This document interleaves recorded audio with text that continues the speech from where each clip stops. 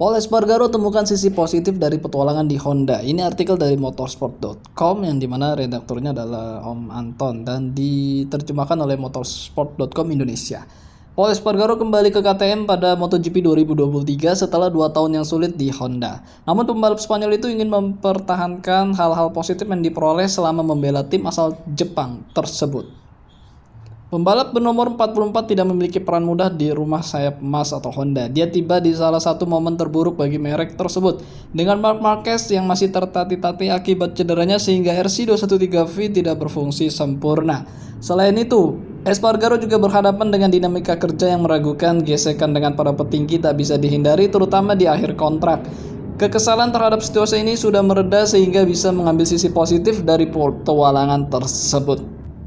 Anda juga belajar dari saat-saat buruk, katanya. Ini adalah sebuah proses dan Anda berkembang sebagai seorang pria dan pembalap, serta dalam kehidupan pribadi Anda. Saya telah berkembang pesat di Honda. Bagi saya pengalaman ini sangat menyenangkan meskipun kami mengalami saat-saat sulit, ucapnya. Saat bertemu dengan banyak orang baik dan insinyur yang baik dan berkat itu saya akan memberikan informasi yang lebih baik. Paul jelas mengatakan bahwa dia lebih baik sekarang daripada saat meninggalkan tim KTM pada akhir 2020. Setiap langkah dalam karir Anda cukup penting untuk memahami di mana Anda berkembang. Dan jika Anda mampu melakukannya dan berkembang, maka itu adalah kemenangan. Pembalap gas-gas Tech 3 itu mungkin adalah salah satu pembalap yang paling percaya diri di lintasan baru. Dia kembali ke jajaran KTM pada 2023 setelah 2 musim yang suram sebagai pembalap Honda.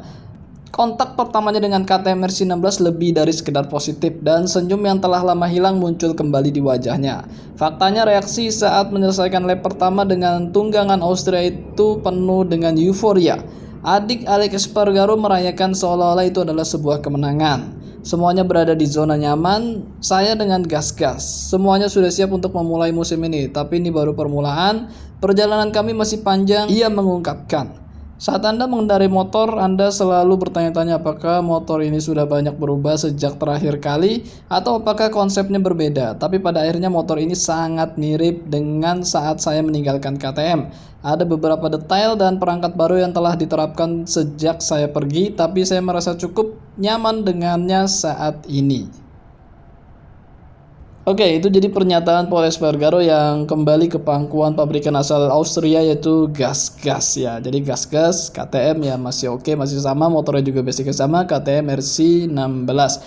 Boleh kita katakan sebenarnya saat Paul Espargaro berada di Honda dia banyak banget melakukan manuver request kepada HRC untuk meminta ini, meminta itu, motor diberikan seperti ini, seperti itu. Dia juga memberikan masukan untuk lebih motor Honda RC213V itu ya lebih banyak traksi di belakang lah, tidak terlalu di depan banget, yang dimana front endnya jadi berkurang dan ternyata motornya jadi amburadul, jadi makin gak jelas. Itu yang banyak diutarakan oleh para penonton dan juga pengamat MotoGP sendiri.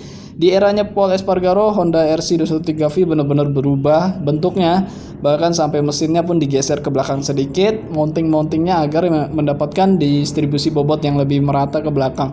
Tapi itu merubah banget karakter dari Honda RC213V, yang dimana Marc Marquez sendiri setelah comeback dia merasa tidak mengenal lagi Honda RC213V yang dia pakai ya sejak sebelum dia cedera, itulah pokoknya seperti itu. Jadi benar-benar ya bisa kita katakan dia juga tidak menyumbang banyak podium kepada Honda, cuma sekali aja kalau saya nggak salah ketika di Lusail Qatar, dan selebihnya dia benar-benar struggle. Bahkan mungkin lebih baik Alex Marquez kalau buat saya pribadi, karena dengan masa rukinya dengan Honda RC213V, Alex Marquez bisa back to back podium ya dengan kondisi lintasan basah, lintasan kering.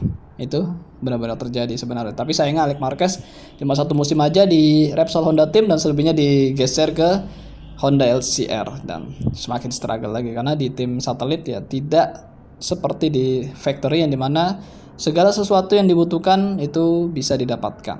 Oke, menurut kalian seperti apa? Coba ditulis di kolom komentar.